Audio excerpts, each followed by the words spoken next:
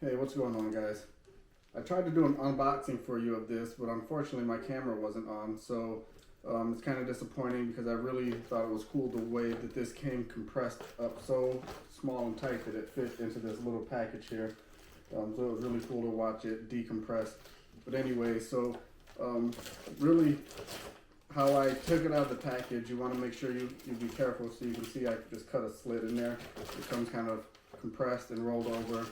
And on the ends you can see there's just like a little gap. So you just take some scissors and carefully cut that open. Make sure you don't cut the pillow. And then I'm gonna just try to show you this really up close because it has a really cool, nice texture on there. And I like it, it feels nice. So hopefully you can see the texture. And then I'll just show you around really quickly. The sides. And then, of course, the wedge part there. So it feels really nice. And then it also comes with this pillowcase, pillow cover, whatever here. And it has a zipper on it.